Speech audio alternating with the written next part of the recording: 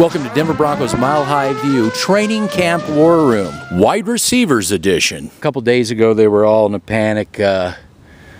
Cortland Sutton was dropping, had the case of the dropsy doodles.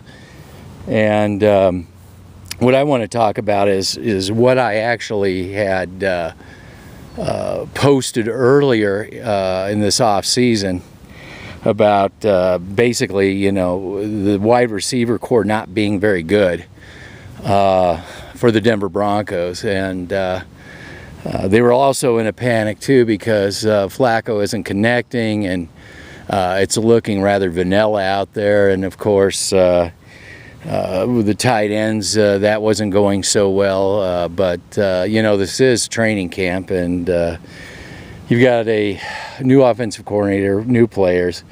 Everybody's trying to get a foothold. So let's keep it real there. But let's also not forget what happened last year. I wrote, like I said, I posted earlier that the Broncos wide receivers were playing very uninspired football. It's training camp. You can't say you're really inspired, and they're really just trying to learn the playbook, timing, and things like this. But this is what I'm expecting to see. If you looked at last year, the most uninspired wide receiver had to been Demaryius Thomas. And then as soon as he gets to the Texans, he's running inspired routes. He's actually running with a purpose as opposed to just going through the motions. And if you think, oh, well, he's on a different team and, it was a different playbook, shut up. Shut the fuck up. He didn't give a shit. He was out there going through the motions. I mean, he was running with a purpose when he changed the team. But then you had Cortland Sutton. Now, this is my concern with Cortland Sutton, isn't so much the dropsy doodles. That could be a problem later when it comes to the, crunch time, when they need him to make a big play. But here's the problem with Cortland Sutton. He runs vanilla routes. There's nothing inspirational about his route running. And the most vanilla of DBs can cover him with no problem. Now, when he came out of college, he was supposed to, there was supposed to be all this, degree of separation. So if, he's just a jogging partner out there with the DBs, you better start getting pissed off about it. So he's got a long way. Hamilton's the same thing. He wasn't getting separation either. He wasn't really doing anything. His route running wasn't very inspirational either. I've seen Ed McCaffrey. I've seen Shannon Sharp, Edelman. I've seen, Jerry Rice. I know what it looks like. I know what it looks like. And, when I said that the Broncos weren't a very good team, how dare I? And that one of the core problems was wide receiver. You can go on and blame quarterbacks. And here's another thing, too. They were already on Joe Flacco's case. Well, here we go again, and like, look, you don't even have very good receivers out there.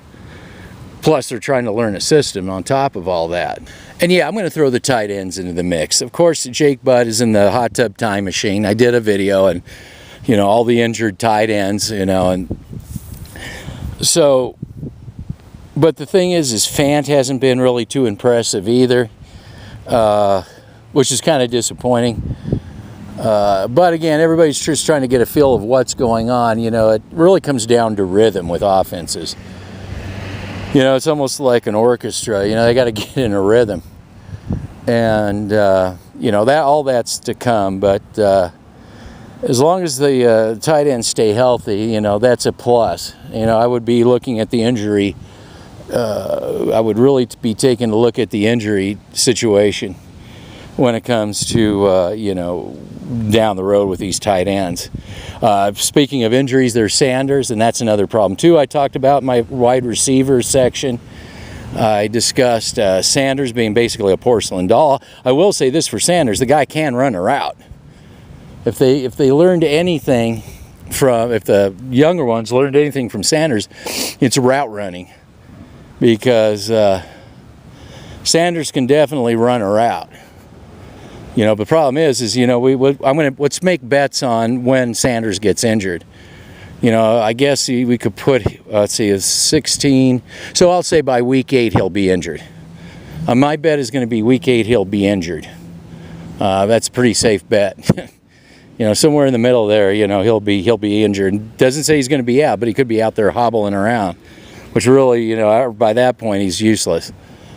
So, you know, all these, you know, Kool-Aid predictions in the Broncos, it's, you know, I think that one of their weak points is wide receiver. You better see some inspirational running, some, you know, some separation. If these guys aren't getting any separation, I don't want to hear you bitching about Flacco.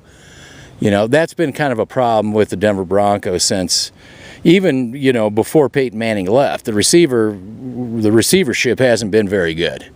And that's just the way it is, you know, until we see otherwise.